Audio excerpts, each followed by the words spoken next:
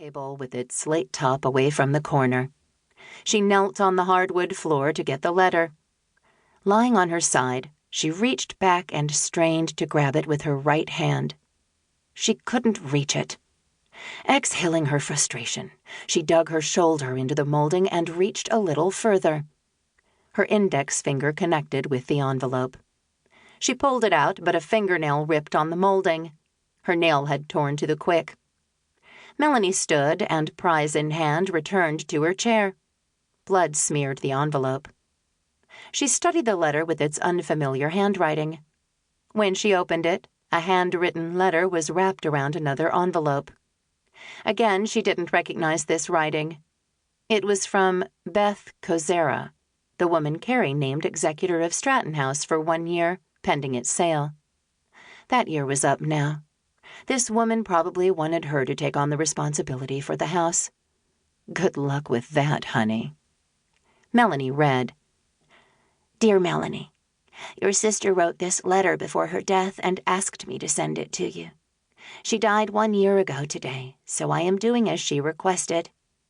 Carrie meant the world to me and to those who knew her in Lexington and Seattle. Below is my contact information. Please let me know what I can do to help." Melanie pulled out the other envelope. This handwriting she did know. Carrie's loopy, childish scrawl. Jesus, I'm surprised there aren't hearts above the letter I. She gulped down the rest of her wine and tore open the envelope. Dear Mel. Melanie rolled her eyes and exhaled loudly. Only her baby sister used that stupid nickname for her. No one else dared. She continued reading. I know you were and perhaps are still angry with me about the choice I made. Really, I don't blame you. I also know you feel badly about the way we parted. Please don't. You dropped everything to come and help me after my surgery. You were there for me when I needed you most. That's what matters to me. Beth, my dear friend, agreed to stay at Stratton House for 1 year. That year is over. So now I turn to you, big sister, to take on this task. I ask you to come to Stratton House and stay here until you can find someone who will make it their home and see my vision realized. A place for people to celebrate the best days of their lives. Find someone you know I would approve of, because you knew me better than anyone. I love you, Mel. I have always loved you, even when you so eloquently expressed your disapproval of my dream. I know it was out of worry. But now you don't have the luxury of lecturing me on admitting my limitations, or the importance of a thorough marketing plan. I need you to do this. Please help me this one last time. Please return to Stratton House. Carrie. Melanie took the letter and crushed it into a ball.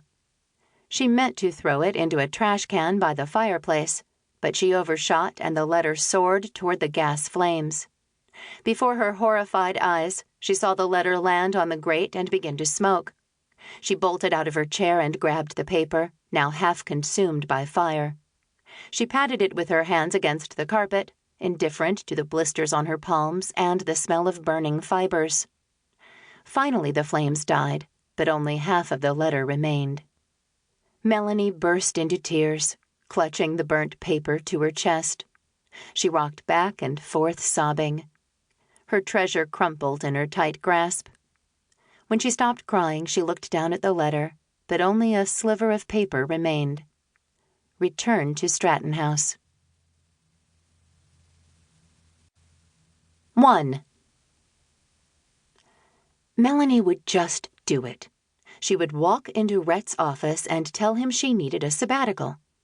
How long would it take to sell Stratton House anyway? A couple of weeks? A month? Yeah, a month should be plenty of time.